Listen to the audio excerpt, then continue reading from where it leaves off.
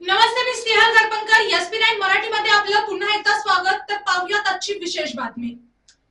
कागल येथे संजय गांधी निराधार योजना अंतर्गत नवीन पेन्शन मंजूर झालेल्या तब्बल 345 लाभार्थ्यांना मंजुरी पत्राचे वाटप करण्यात आले.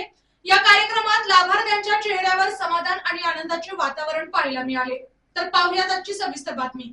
या सोहळ्यास वैद्यकीय शिक्षण मंत्री तथा नंदुरबारचे पालकमंत्री माननीय नामदार हसन मुश्रीफ साहेब यांची प्रमुख उपस्थिती लाभली.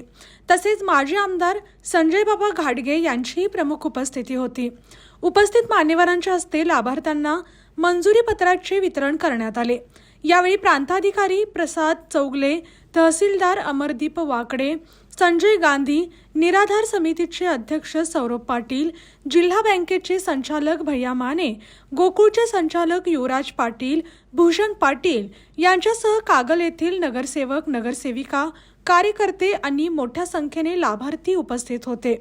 या योजनेमुळे गरजू आणि निराधार नागरिकांना आर्थिक आधार मिळणार असून त्यांच्या जीवनमानात सुधारणा होण्यास मदत होणार आहे. अशाच जिल्ह्यातील, राज्यातील व राष्ट्रीय स्तरावरील ताज्या बातम्या पाहण्यासाठी पाहत रहा SP9 मराठी न्यूज चॅनेल.